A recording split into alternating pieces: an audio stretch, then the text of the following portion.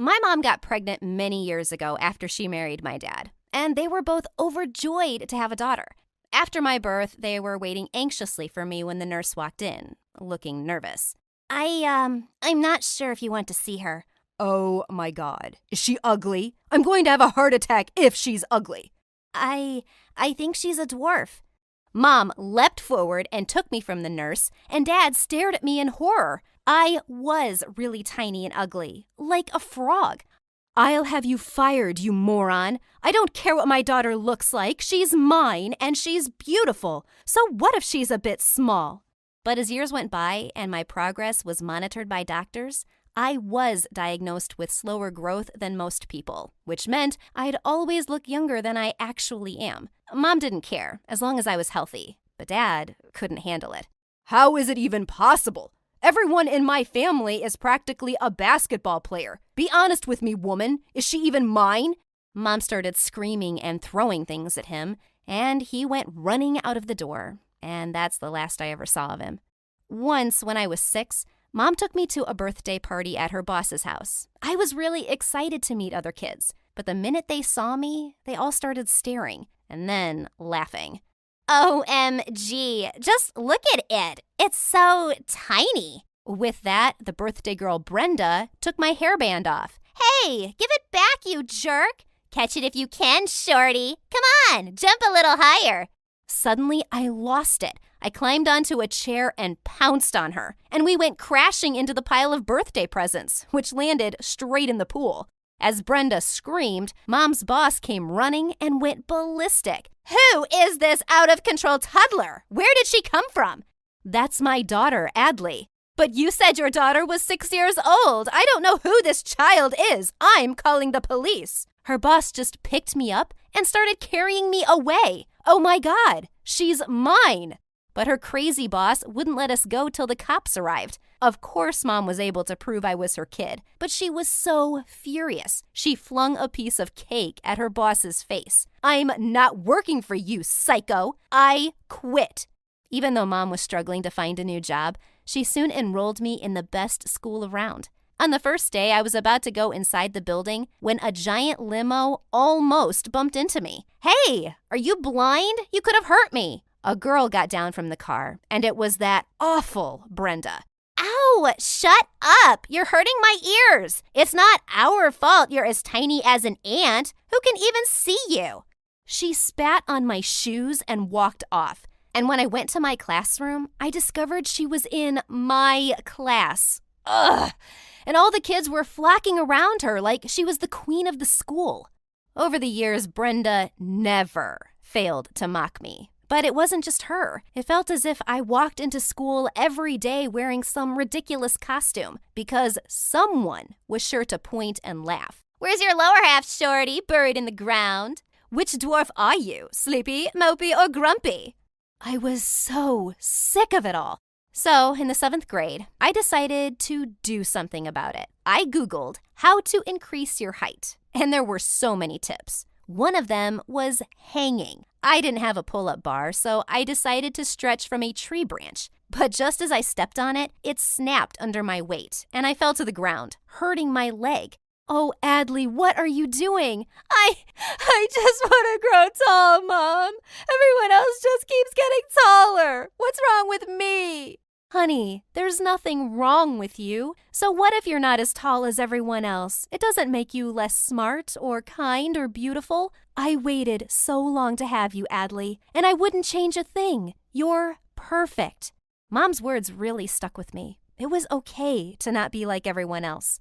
A few days later, when I was heading out for home, I suddenly saw the school bus leaving without me.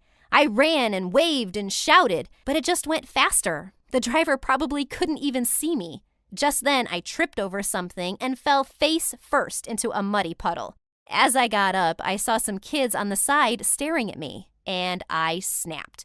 What? What are you looking at? Didn't your parents ever tell you it's rude to stare? Is it so weird that I'm short, or do I have something on my face? To make things even worse, Brenda walked out just then, and she started cackling when she saw me. Ew, are you covered in poop, Adley? Because something sure stinks. I think it's your mouth, you awful witch. I attacked her, and she screamed. She managed to push me off and jumped onto a bench, but I bit her leg really hard. We were both sent to the principal's office, and our moms were called in. They were not happy to see each other. But worse, the principal said I would be expelled. What? You're going to expel my daughter? Well, ma'am, biting other students is unacceptable. And bullying is acceptable? Because my daughter's been getting bullied under your nose every day, and you've done nothing. I know why you're punishing Adley. It's because that woman is much richer than I am, isn't it? You wait and see. I'm going to sue you. Mom wasn't kidding. She did sue the school for not protecting kids from bullying, and the school board actually settled. They fired the principal, suspended Brenda for a month, and we got $100,000 as compensation. I had the best month of my life in school without Brenda. And then Mom and I took a fantastic trip to Europe over summer break. A few days before school was about to start, I came home from the library one evening and found a boy sleeping on my bed. Thief! There's a thief in my room! The boy suddenly jumped up, and I saw he was very tall and really cute. Just then, Mom came running and told me he was her friend's son, Andrew, from France. He'd be staying with us for a few months because he was here as an exchange student in my school. But why is he sleeping in my bed?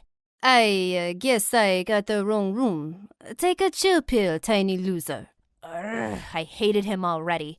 And for good reason. Andrew was so annoying. He left his giant shoes everywhere that I kept tripping over. He put all my snacks in the highest kitchen cupboard. And the worst, he hogged the TV remote all evening. One day, Mom had gone out, and it was just the two of us at home. We decided to order food, and he took over everything. Yes, hello, McDonald's. I'd like one cheeseburger, extra large fries, and Coke. And for my little friend, one Happy Meal. It comes with a toy, right? I stared at him furiously as he just hung up. And then he switched on the sports channel. Hey, no, we're not watching football again. It's my turn. I want to watch my show. Oh, that's not happening, dwarf girl. I wasn't having it this time. I ran to the TV screen and hugged it, blocking his view. He kept yelling at me, and then suddenly leapt off the sofa and just picked me up. I kicked and screamed, but he just dropped me in my room and locked me in. Oh my God. How was I going to stand him at home and at school? On the first day of 8th grade, I walked in with newfound confidence in my European wardrobe. Of course, Brenda gave me death glares all morning, but the rest gave me plenty of compliments.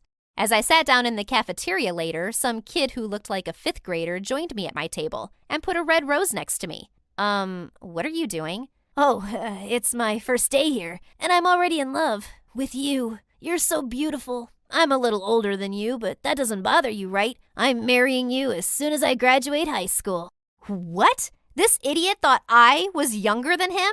Just then, I spotted Brenda and her minions howling with laughter.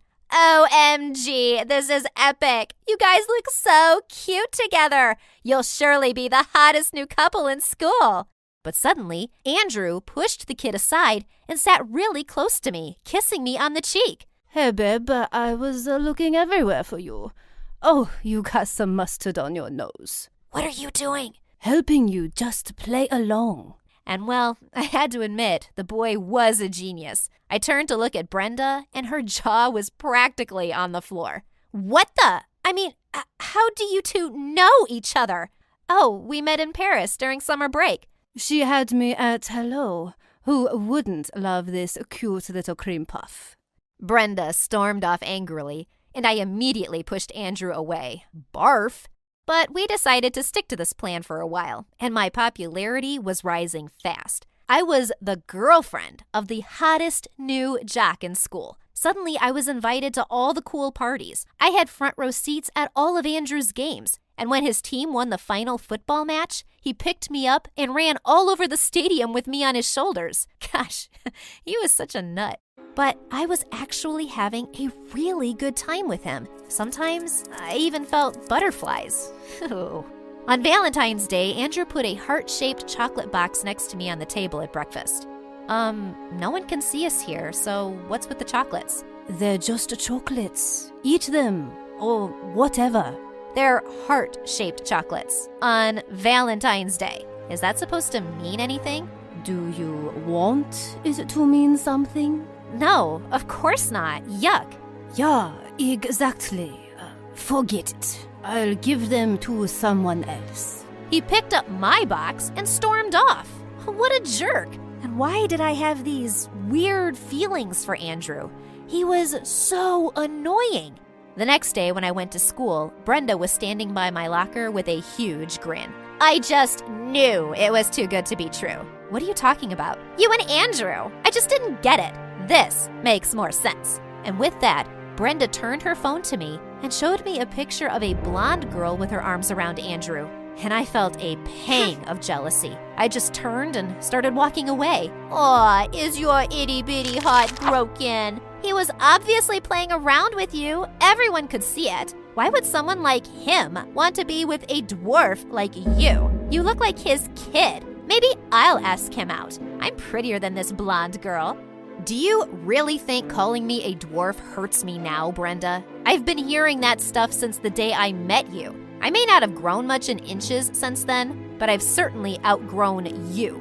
You don't bother me anymore, and I like myself just as I am. Go ahead, ask Andrew out, but trust me, he's gonna turn you down because he knows what a small, petty, mean mommy's princess looks like. Suddenly, Brenda snarled and attacked me. As I was trying to push her off, I was pulled away by Andrew, and standing next to Brenda was the new principal.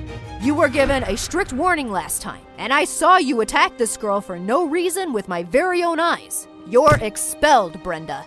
And with that, he angrily marched her away. That witch had it coming. Adley, are you okay? What are you two fighting about? Oh, just get lost. Go back to your dumb girlfriend. What dumb girlfriend? I don't have one, but I'm trying to get one. Yeah, go on then. Who's stopping you? You idiot. I want you to be my girlfriend. I like you. I stared at him in shock and then smiled. Oh, yeah, well, who wouldn't want a cute little cream puff like me? Andrew grinned, and I stepped onto a stool and pulled him in for a kiss. Hi, I'm Isla from Turkey. The night I was born, Dad held me close and said tearfully, God, she's so beautiful. I will name her Isla, my moonlight. Just then, the doctor came in with a grim face and told my parents that they couldn't have any more children. Dad immediately dumped me in Mom's arms. You mean this is all I get? I won't have any sons? Ever? This is the darkest moment of my life. Growing up, Mom adored me, but I knew Dad thought I was a burden. The nicest thing he ever said to me was, You're just a stupid girl, but thank God you're pretty. Dad owned a small tea shop in the city. Once when I was 10, he came down with the flu, and he was being such a big baby. No one knows my suffering. If only I had a son to run my tea shop, but no, I got a dumb daughter. He buried his head in his blanket and started to cry. Mom and I just rolled our eyes and went to the shop that day, and I thought we were doing great. Sometime later, a foreign-looking woman sat down at a table. When I asked her what she'd like, she said with a tired smile, Why don't you surprise me?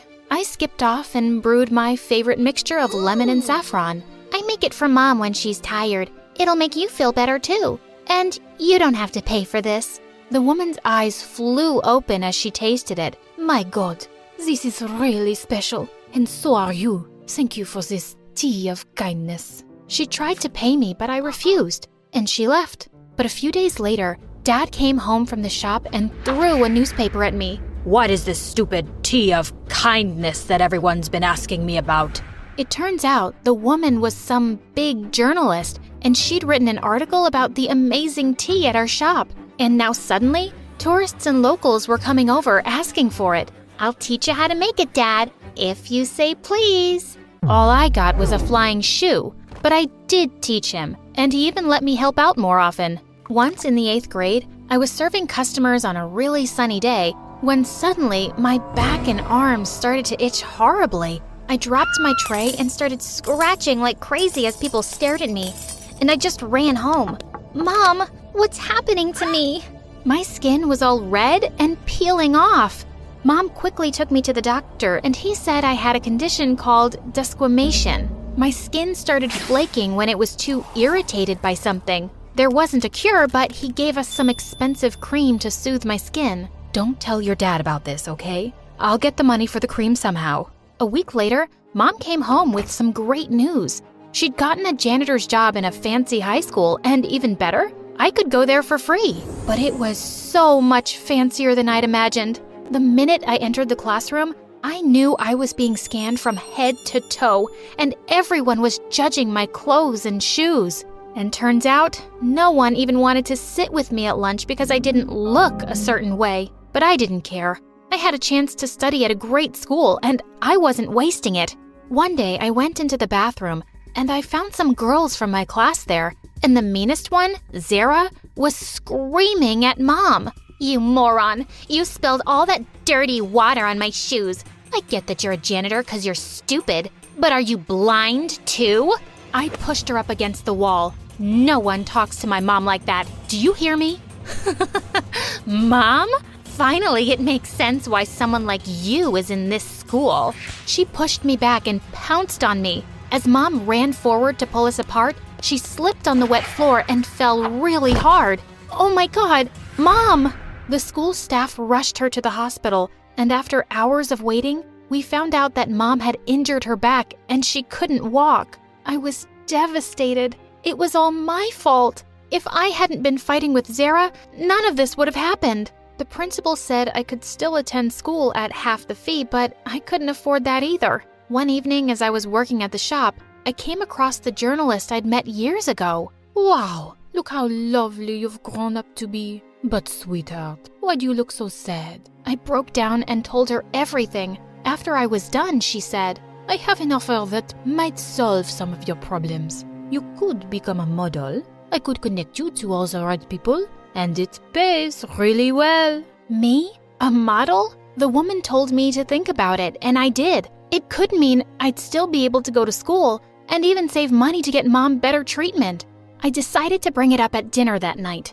Dad, I'm taking up a modeling job, and he suddenly spat out his food. Modeling? Where did you even get such a stupid idea? What's wrong with it? It's for morons who don't have any brains, and it's disgraceful.